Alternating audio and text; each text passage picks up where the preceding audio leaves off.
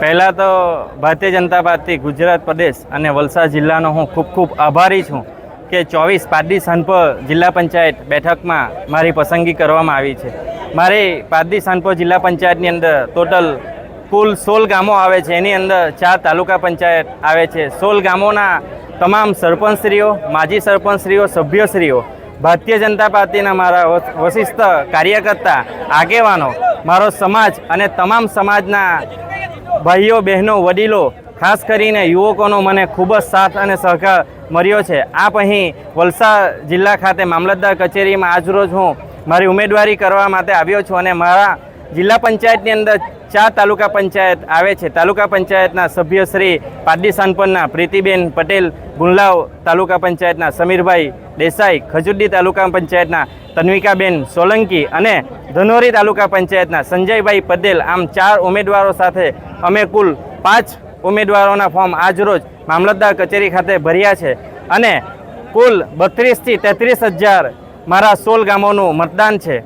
જે મતદાનની અંદર ભારતીય જનતા પાર્ટીમાં ખૂબ જ બધા જ કાર્યકર્તા, સરપંચ મિત્રોને સાથે રાખીને જંગી બહુમતીથી ભારતીય જનતા પાર્ટીનું કમળ અમે અમારી જિલ્લા પંચાયત અને 4 તાલુકા પંચાયતની અંદર ખીલવશું અને ગુજરાતના અધ્યક્ષ શ્રી જગદીશભાઈ વિશ્વકર્મા અને વલસાડ જિલ્લા ભાજપના પ્રમુખ શ્રી હેમંતભાઈ કંસારા જે અમારા ઉપર વિશ્વાસ મૂક્યો છે એ અમે વિશ્વાસ સાથે રાખીને એમને ખૂબ જ ખુશીથી અમે બધા સાથે સહકાર આપશું એવો હું આગ્રહ રાખું છું અને તમામ મતદાર ભાઈઓને પણ, બહેનોને, યુવકોને પણ હું વિનંતી કરું છું 4 તાલુકા પંચાયત અને સાથે જિલ્લા પંચાયત પારડી સાનપરમાં ખૂબ જ આપનો સહકાર અને ખૂબ જ કુટુંબના એક ભાઈઓ બહેનોનો સહકારથી મળી રહેશે અને મત મળશે એવી હું અપેક્ષા બી રાખું છું।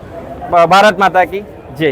બાગરાવાડા તાલુકા પંચાયતમાં અમારા સરપંચ શ્રી ધર્મેશભાઈના ધર્મપત્નીની જે ઉમેદવારીની ટિકિટ આપેલ છે તે બદલ ભારતીય જનતા પાર્ટીના તમામ મોવડી મંડળનો, નરેન્દ્રભાઈ મોદીનો 50% મહિલા અનામતનું જે લઈ આવેલા છે એના લીધે મહિલાઓને આગળ વધવાનું પ્રોત્સાહન મળશે અને રાજકારણમાં બી પુરુષ સમાવડી થઈ અને સ્ત્રીઓ આગળ વધશે એ માટે હું શિવાંગીબેનને અત્યારથી અભિનંદન આપું છું।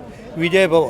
ભારતીય જનતા પાર્ટીનો મેં ખૂબ ખૂબ આભાર માનું છું। હું બગડાવાડા 4 મારી તાલુકા પંચાયતમાં જે સીટ મળી છે, મારું નામ શિવાંગી ધર્મેશકુમાર પટેલ છે।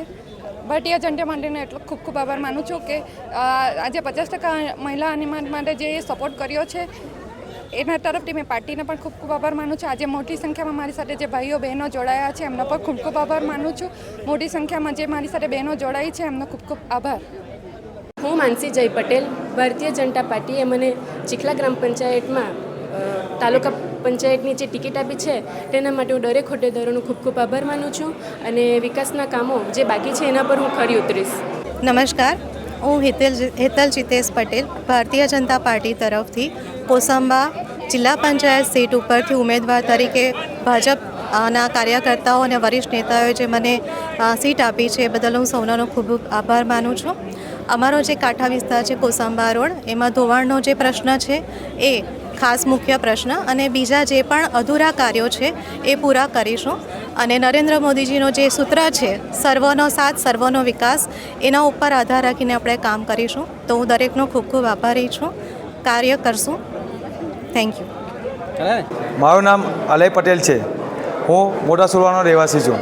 મેં 29 સેગવીથી અપક્ષ તરીકે ઉમેદવારી નોંધાવી છે।